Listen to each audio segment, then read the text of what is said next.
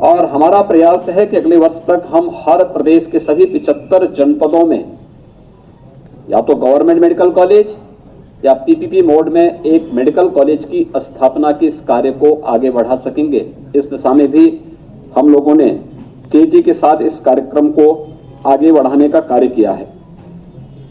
प्रदेश के अंदर महिला सशक्तिकरण की दृष्टि से हम लोगों ने जो योजना पिछली बार प्रारंभ की थी, आदरणीय प्रधानमंत्री जी के बेटी बचाओ बेटी पढ़ाओ के अभियान को आगे बढ़ाते हुए मुख्यमंत्री कन्या सुमंगला की योजना, बालिका के जन्म लेने के साथ उसका रजिस्ट्रेशन हो, 1 वर्ष के होने पर उस बालिका सभी प्रकार के टीकाओं से आच्छादित होने के बाद उस बालिका को पहली क्लास में जाने पर, छठी क्लास में जाने पर, 9वीं क्लास में जाने पर और उसके उपरांत कोई सर्टिफिकेट, डिप्लोमा या डिग्री कोर्स करने के बाद 15,000 का एक पैकेज उस बालिका को अलग अलग समय में देना, मुख्यमंत्री कन्या सुमंगला योजना के माध्यम से अब तक 2,60,000 बालिकाओं को हमने इसके से आच्छादित किया है।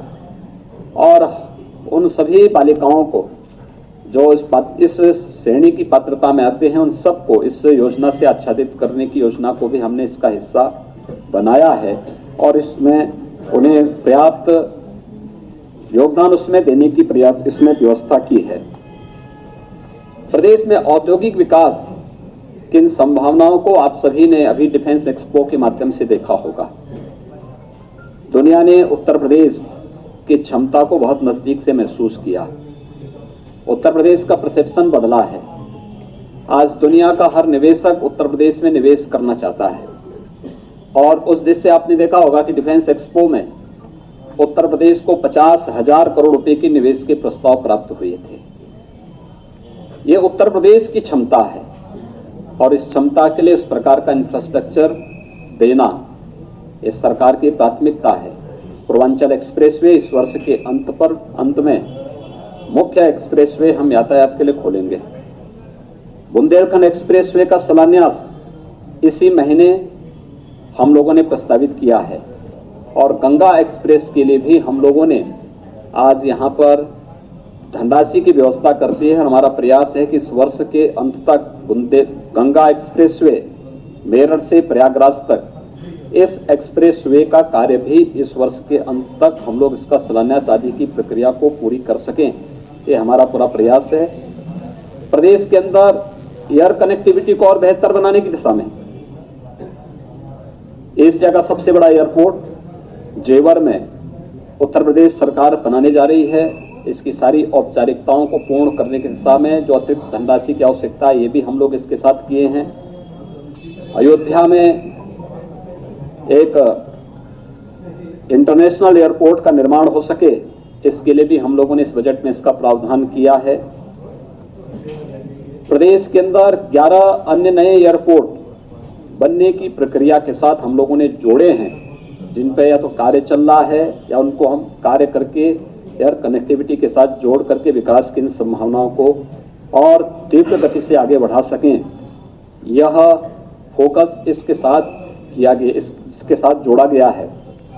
इंटर स्टेट कनेक्टिविटी को 4 लेन के साथ जोड़ने, प्रदेश के अंदर हर जिला मुख्यालय को 4 लेन के साथ जोड़ने, प्रदेश के अंदर 2022 तक हर गरीब के पास अपना मकान हो, कोई भी व्यक्ति अपने को उपेक्षित महसूस न कर सकें, इस दृष्टि से वृद्धजनों को वृद्धावस्था पेंशन 100% उन लोगों तक पहुंचाने की व्यवस्था, निराश्रित महिलाओं को पेंशन की व्यवस्था, दिव्यांगजनों के लिए भी उनकी सुविधा और उनके अनुसार उस प्रकार के केंद्र स्थापित हों, ये सारी व्यवस्थाएं हम लोगों ने इस बजट के माध्यम से भी इसको फोकस करने का प्रयास किया है। प्रदेश के अंदर खासतौर पर किसानों को ध्यान में रख करके पहली बार ये व्यवस्था हो रही है कि केवल मूल किसान ही नहीं बल्कि बटाईदार भी किसान बीमा योजना का लाभ पा सकता है। हमारी सरकार ने इसके लिए भी इस बजट में इसका प्रावधान किया है कि किसान के परिवार के कमाऊ सदस्य और साथ साथ बटाईदार जो खेत को लेता था, जोता बोता था, अगर कभी दुर्घटना में उसकी मौत हो जाती थी तो उसको कोई सुविधा नहीं मिलती थी। हमारी सरकार उन लोगों को भी 5 लाख रुपए की बीमा की सुविधा इस बजट के माध्यम से उन्हें प्रदान कर रही है। इसके अलावा किसानों को आधुनिकता के साथ जोड़ने के लिए भी यहां पर इस बजट में व्यापक रूप से इसको हम लोगों ने इस बजट के साथ जोड़ने का प्रयास किया है। प्रदेश के अंदर औद्योगिक विकास की इन संभावनाओं को भी आगे बढ़ाने के लिए या फिर शहरी जीवन को और बेहतर बनाने की दिशा में भारत सरकार ने 10 शहर उत्तर प्रदेश के स्मार्ट सिटी में चयन किए थे।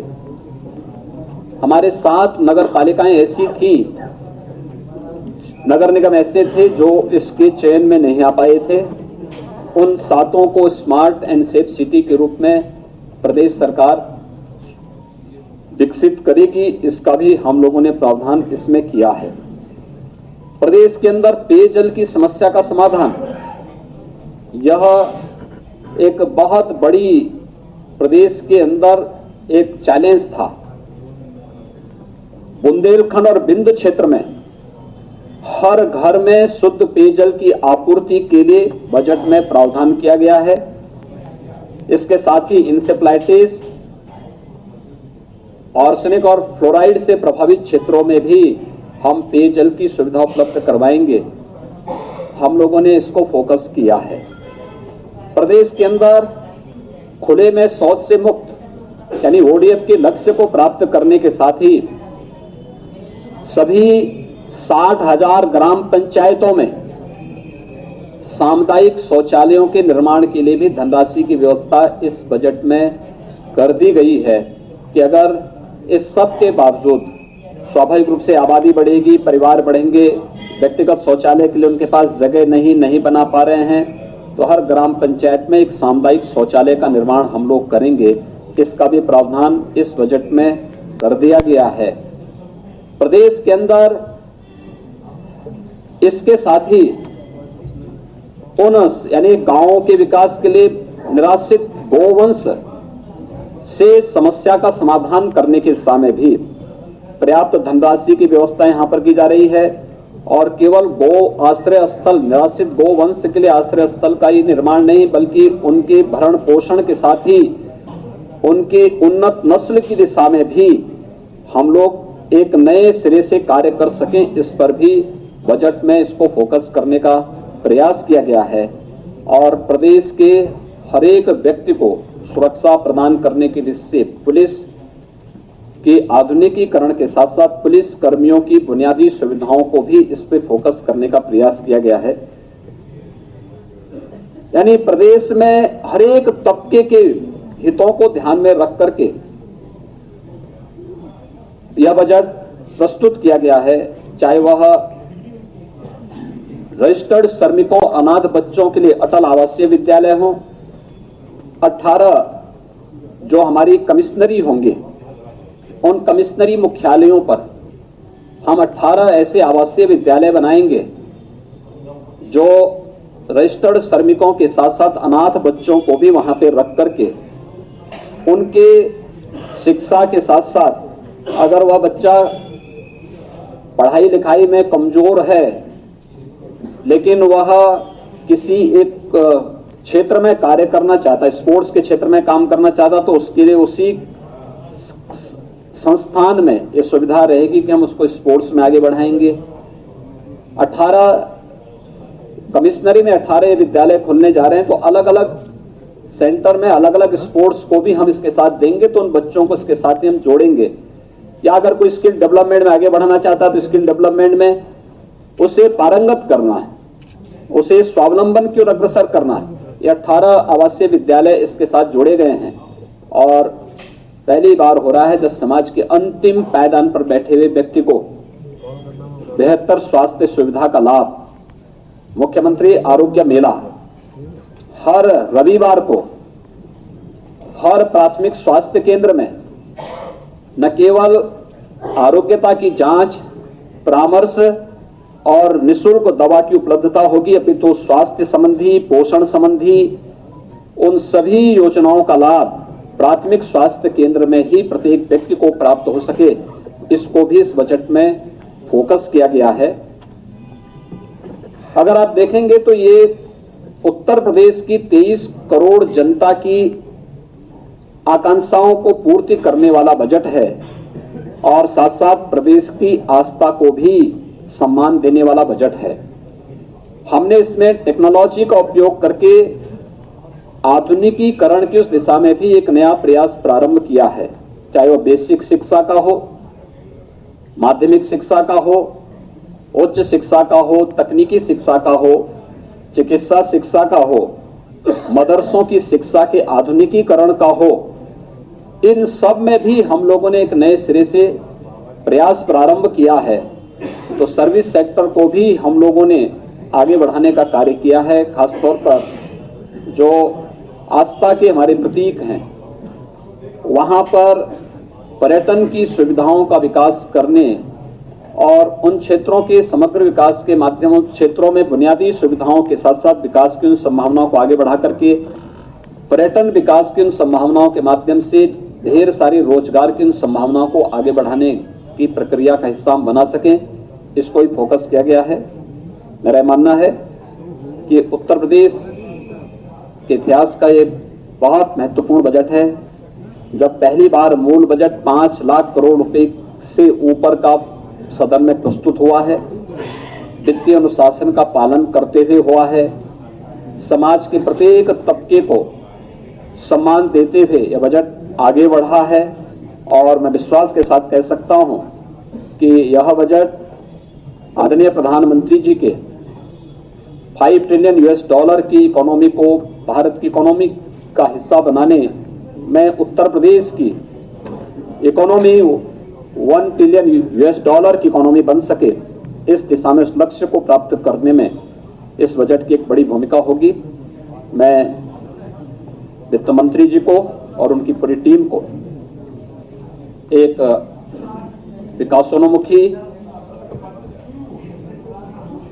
प्रदेश के सभी तबकों के हितों को ध्यान में रखते हुए और प्रदेश के समग्र विकास को एक नई ऊंचाइयों तक पहुंचाने के लिए, चाहे वह गरीब हो, किसान हो, नौजवान हो, महिलाएं हो, युवा हो, छात्र हो, इन सब के हितों को ध्यान में रख करके जो एक बजट प्रस्तुत किया गया है, इसके लिए बधाई देता हूं और मैं विश्वास के साथ कह सकता हूं कि यह बजट उत्तर प्रदेश को विकास की एक नई बुलंदियों तक पहुंचाने का कार्य करेगा। धन्यवाद। मैं एक करके जी, 1 मिनट, एक कर। हाँ जी, सवाल है, आपका जो पहला बजट था वो किसानों से था। 3 साल में गेहूं, धान और गन्ना और उसके साथ आलू, 3 फसलों पे आपकी सरकार खरीद कर रही है और किसानों का फोकस उनकी फसलों पे हो गया है। तो आपका 2022 में दुगना आय करने के लिए, तो जब तक डाइवर्सिफिकेशन नहीं होगा एग्रीकल्चर में, तब तक वहाँ आय कैसे बढ़ेगी, इससे आप देखिए, प्रदेश के अंदर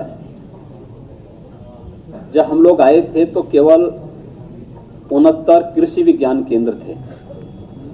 कृषि विज्ञान केंद्र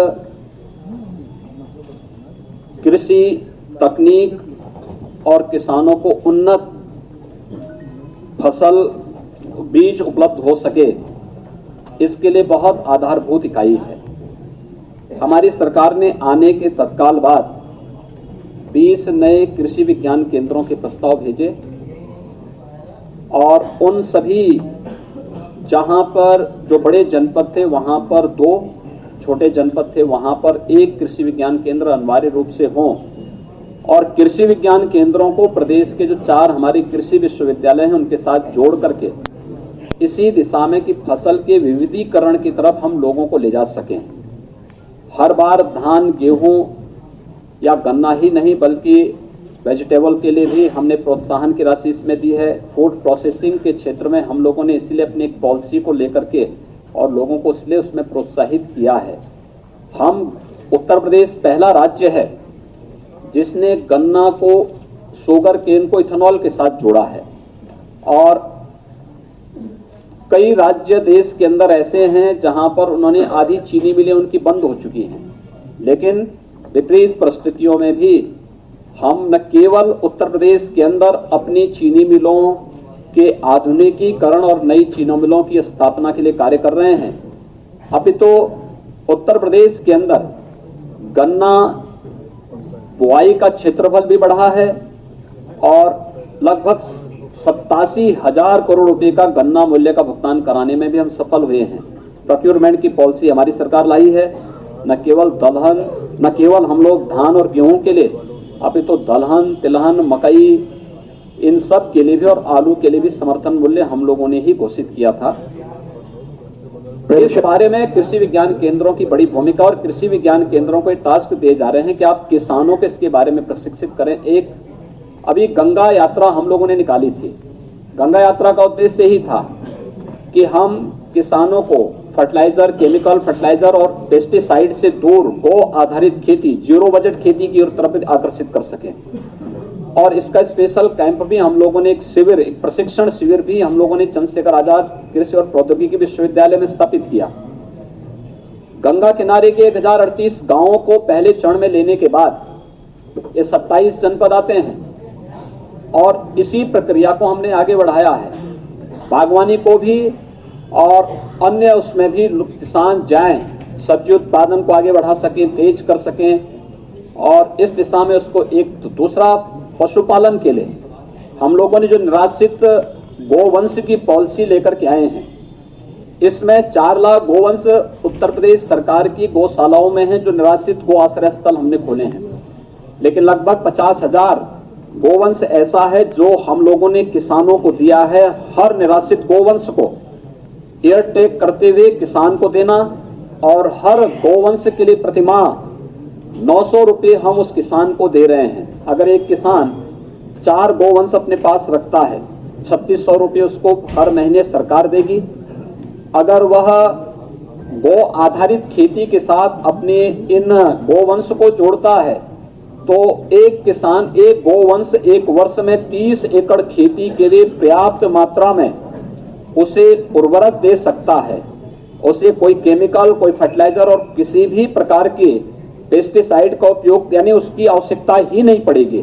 तो हम लोग तो किसान की आमदनी को कई गुना बढ़ाने की दिशा में सरकार ने प्रयास प्रारंभ किए हैं, और वह किसान फिर उस गोवंश के लिए भी हम लोगों ने व्यवस्था की है कि उसकी उन्नत नस्ल आ जाए।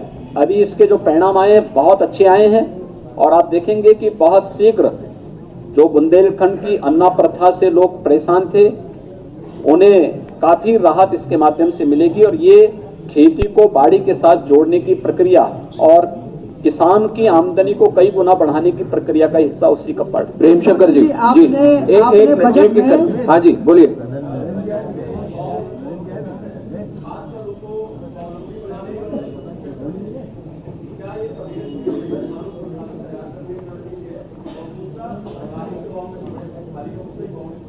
देखिए, अब तक हमारी सरकार ने 2,49,000 से अधिक सरकारी पदों पर भर्ती पूरी पारदर्शी तरीके से संपन्न किया है। पहली बार हुआ है कि सरकार की प्रक्रिया पर कहीं भी किसी को उंगली उठाने का अवसर नहीं प्राप्त हुआ है, और ये पूरी पारदर्शी तरीके से प्रदेश का नौजवान इन सरकारी नौकरियों को पाया है। हमने अपनी औद्योगिक निवेश की जो पॉलिसी प्रदेश के अंदर बनाई थी और फोकस सेक्टर्स की जो 21 हमारी पॉलिसी बनी थी, और प्रदेश के अंदर हमने जो अपना इन्वेस्टर समिट यहाँ पर किया था, इसके बाद प्रदेश के अंदर जो निवेश हुआ 35 लाख से अधिक यूथ इसके माध्यम से रोजगार के साथ जुड़ा है। परंपरागत उद्यम को भी आगे बढ़ाने के लिए प्रदेश के अंदर हम लोगों ने पहले अपनी स्थापना दिवस पर 1 डिस्ट्रिक्ट 1 प्रोडक्ट की अपनी योजना को एमएसएमई सेक्टर 90 लाख हमारे पास इकाइयां हैं एमएसएमई की, और देश के अंदर सबसे बड़ा है। लेकिन दुर्भाग्य है कि इसको विकसित किया गया था, हमने केवल उसको थोड़ा प्रोत्साहित किया, हमने उसकी मार्केटिंग की, हमने उसकी ब्रांडिंग की, और सरकार ने उसको सहयोग करना प्रारंभ किया, बैंकों के साथ जोड़ा, वित्तीय संस्थानों के साथ जोड़ा, आज उसका परिणाम है कि अकेले वन डिस्ट्रिक्ट वन प्रोडक्ट के माध्यम से 5 लाख से अधिक युवा सीधे सीधे रोजगार के साथ जुड़ा है। डिफेंस एक्सपो और इसके माध्यम से निवेश और विकास की इन संभावनाओं को आगे बढ़ाने का कार्य हमारा उसी के साथ है। लेकिन अभी भी उत्तर प्रदेश के अंदर हमारे पास वोकेशनल एजुकेशन और हमारे पास स्किल डेवलपमेंट के जो सेंटर हैं, इनसे जितने युवा निकलते थे वे सभी युवा उत्तर प्रदेश के अंदर ही नौकरी या रोजगार नहीं पा पाते थे। और इसने के लिए हम लोग ये इंटर्नशिप की एक अभिनव योजना लेकर के आए हैं। ये योजना उत्तर प्रदेश के हर युवा को उत्तर प्रदेश के अंदर ही नौकरी और रोजगार की और बाद में उसे यहाँ पर स्वयं आगे यानी आर्थिक स्वावलंबन की ओर अग्रसर करने में ये मदद करेगी। और इसीलिए हम लोग इस योजना को विशेष फोकस करते हुए, युवाओं को फोकस करते हुए हम लोग लेकर के आए हैं। महिलाओं के बीच रंजना जी, एक मिनट रंजना जी, हाँ जी, एक मिनट रंजना जी, एक मिनट बैठिए, बैठ जाइए। रंजना जी, महिलाओं को मौका दीजिए प्लीज।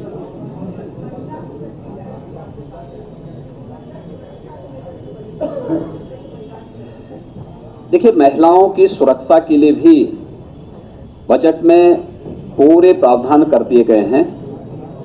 देखिए, हमारी सरकार शुरू दिन से ही महिलाओं की सुरक्षा के प्रति पूरी तरह संवेदनशील है। पहले हमने एंटी रोमियो स्क्वाड का गठन हमारी सरकार ने ही गठित किया है। हमारी सरकार ने प्रदेश के अंदर एक व्यवस्था सुनिश्चित की कि अगर रात्रि की शिफ्ट में कार्य करने वाली कोई महिला सुरक्षित अपने गंतव्य तक पहुंचना चाहती है तो हमारी पीआरबी 112 के वाहन में महिला कांस्टेबल उसको वहां तक पहुंचाने में सहयोग करेगी। साथ साथ ये भी व्यवस्था की गई है कि केवल सुविधा ही नहीं, सुरक्षा भी उसके लिए आवश्यक है। महिलाओं के उत्पीड़न को रोकने के लिए और नाबालिग बालिकाओं के साथ होने वाले अपराधों को रोकने के लिए 218 विशेष न्यायालयों का गठन, जिसमें 74 केवल पास्को कोर्ट हैं, ये भी सरकार ने प्रदेश में गठन करने की अपनी प्रक्रिया को पूरा कर दिया है। बजट में उसके लिए आवश्यक धनराशि की व्यवस्था भी कर दी है। हर जनपद में अनिवार्य कर दिया गया है कि हर महीने महिला संबंधी अपराधों को लेकर के हर जनपद में 10-10 ऐसे अपराधों को वे चिन्हित करें और डिस्ट्रिक्ट मॉनिटरिंग कमेटी की बैठक में इसको अनिवार्य रूप से दें कि इन्हें फास्टे कोर्ट में ले जाकर के इसको प्रभावी प्रोसिक्यूशन को तेज करते हुए सजा दिलाई जाए।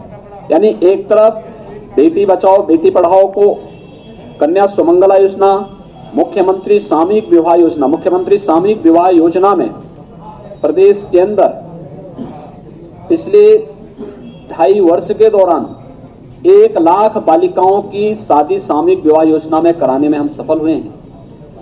ये अन्य सभी योजनाओं श्रम विभाग की तरफ से अलग चल रहा है, समाज कल्याण विभाग के माध्यम से अनुसूचित जाति, जनजाति और अन्य बालिकाओं के लिए अलग है। लेकिन ये योजना विशेष रूप से समाज के प्रत्येक तबके के लिए ये योजना लागू की गई है। तो महिलाओं की एक तरफ हम उनको सुविधा देंगे, बालिका के जन्म से लेकर के उसके विवाह तक शासन की सुविधा, वह उसका हकदार है, उसको देने की व्यवस्था। उत्तर प्रदेश पहला राज्य है जो अपने यहाँ 1,80,00,000 बच्चों को, जिसमें 60% बालिकाएं हैं, उन बच्चों को 2 यूनिफॉर्म दे रहे हैं, बैग दे रहे हैं, बुक्स दे रहे हैं, शूज सॉक्स दे रहे हैं, स्वेटर दे रहे हैं। ये व्यवस्था उत्तर प्रदेश के अंदर हम लागू किए हैं और उत्तर प्रदेश के अंदर सफलतापूर्वक इसको हम लागू करने में सफल हुए हैं। एक तरफ ये चीजें देंगे तो दूसरी तरफ सुरक्षा की पुख्ता व्यवस्था, एक तरफ इन सभी को लेकर के ये कार्रवाई प्रदेश सरकार ने की है और बजट में इसके लिए पर्याप्त धनराशि की। मुख्यमंत्री जी एक प्रश्न आपसे है, आपने इस बजट में आपने काफी लोकप्रिय योजनाएं फ्रेम की हैं।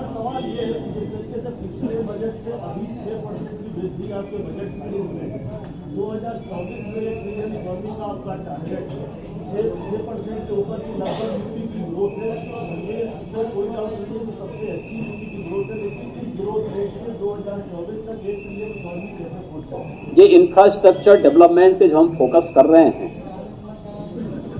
दूसरा, युवाओं को हमने जो फोकस किया है इसी बात को लेके किया है कि हमें डबल डिजिट में स्किल लेकर जाना होगा और वह हम लोग सफल होंगे। आप देखना कि जिन परिस्थितियों में हमें प्रदेश मिला था, अगर वही स्थिति होती तो संभवतः इस समय सत्ताधारी दल के लोग कटोरा लेकर के सड़कों पे घूमते, लेकिन हमने वित्तीय अनुशासन को भी बनाए रखा, प्रदेश के अंदर लोक कल्याणकारी योजनाओं को भी देश के अंदर सबसे अच्छी गति दी और इंफ्रास्ट्रक्चर पर भी हमने फोकस किया और हमने इसीलिए अपने उन क्षेत्रों को चुना है जो हमें, जिन 6 क्षेत्रों को चुन करके हम उत्तर प्रदेश को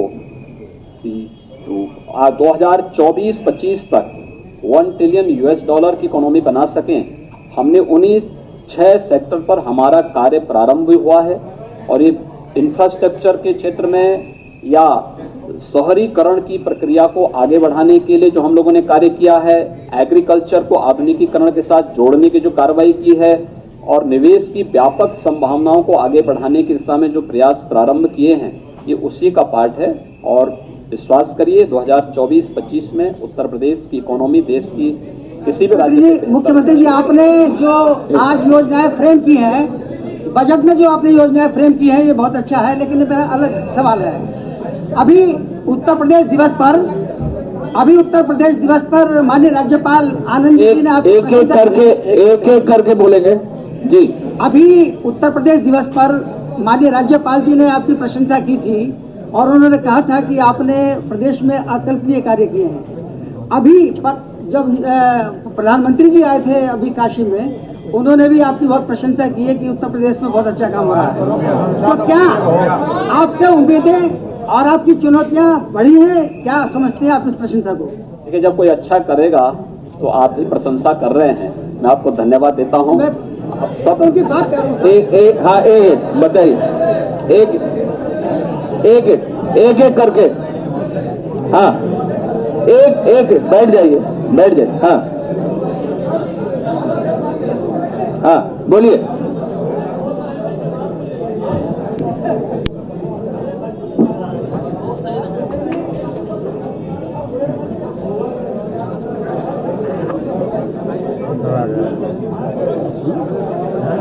आपको मालूम है आप कहां विजिट किए हैं?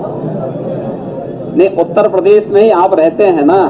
बीमार होते होंगे, भगवान करे आप बीमार न हो, लेकिन अगर बीमार होते होंगे तो उत्तर प्रदेश में उपचार कराते हैं। उत्तर प्रदेश का हर मेडिकल कॉलेज MCI के मानक को पूरा करता है।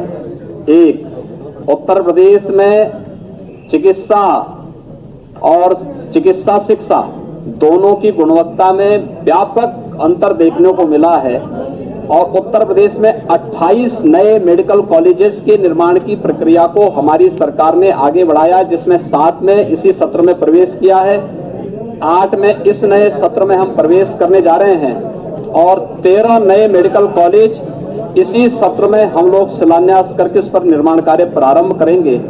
गोरखपुर और रायबरेली एम्स में प्रवेश भी हो गया है, OPD भी वहां प्रारंभ हो चुकी है और मुझे लगता है इसी सत्र में हम लोग वहां पर लगभग 350 बेड के हॉस्पिटल को वहां पर इंडोर पेशेंट के लिए वहां पर हम सुविधा उपलब्ध कराने जा रहे हैं। ये सुविधा मेडिकल क्षेत्र में, हेल्थ सेक्टर में हम लोगों ने दी है और ये मुख्यमंत्री आरोग्य मेलों का जो प्रारंभ किया गया है, आप देखेंगे 4300 प्राथमिक स्वास्थ्य केंद्र हमारे पास हैं।